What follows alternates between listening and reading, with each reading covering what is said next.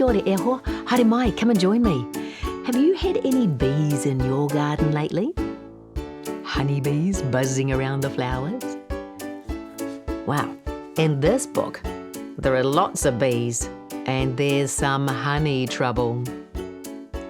It's written by Astrid Keir-Stanley and it's illustrated by Tasneem Amiruddin. Are you nice and comfy? Ready for a story? Well, let's begin. Bring! The bee school bell rang. 20 tiny bees flew into the classroom. Good morning, class. Tomorrow is our honey making competition. Don't forget to bring in your tastiest homemade honey. Honey, yum. Ooh, I hope I win, said Pip. Pip loved school, but she hadn't yet found her special talent. You see, Pip's waggle dance wasn't waggly enough. Her buzz was a little too quiet. Even Alfie, the new bee, could fly faster than she could. Everyone is good at something except me, Alfie, complained Pip. Maybe honey making will be the thing that I'm really good at.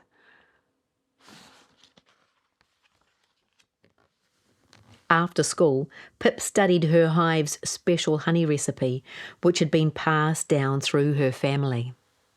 Mum, I hope this recipe will help me win the competition. Can you see her home inside the hive?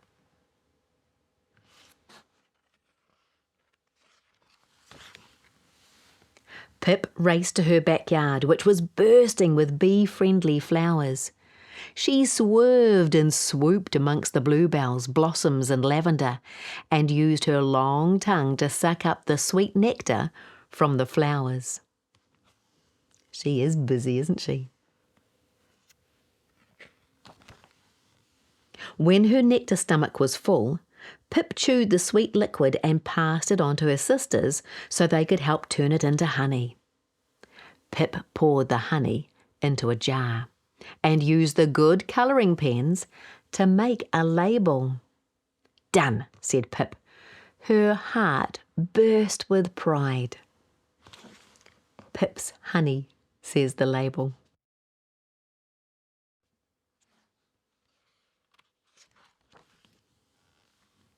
The next morning, Pip placed her homemade honey in her locker.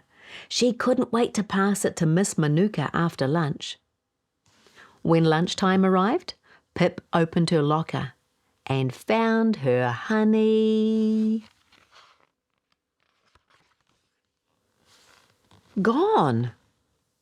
Oh no, Pip cried. Where's my honey? With tears streaming down her face, Pip flew to her favourite tree in the playground. Poor Pip. But she's lucky to have a friend there, isn't she?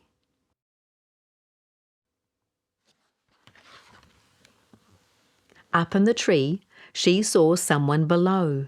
It was Alfie, and he was gobbling up her honey. Pip swooped down to Alfie.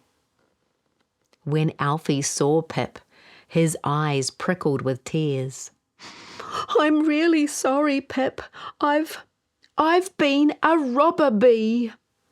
I know stealing is wrong, but I'm so hungry.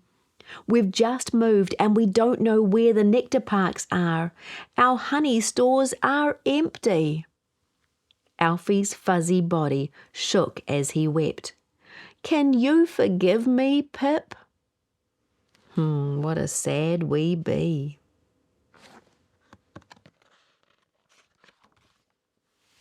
Even though Pip was upset about her honey, Alfie's honey trouble made her heart hurt. There was always lots of honey in her hive, and she never had to worry about being hungry. As Pip hugged Alfie, she had an idea. Pip flew to Miss Manuka and explained her plan. Miss Manuka smiled.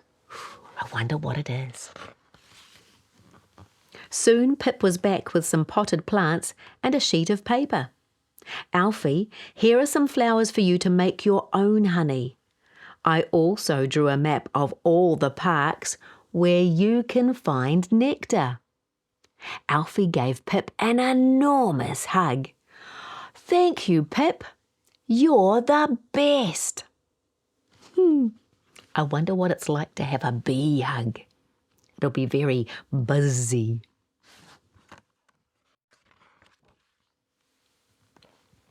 "Class," said Miss Manuka, "before we announce the winner of the honey-making competition, I have a surprise award. It's for a bee who has shown much love and kindness today." Who could that be? Who could that bee be? "Pip, I name you Best Bee." Pip squealed with delight. Everyone cheered. "Pip, Pip, hooray!"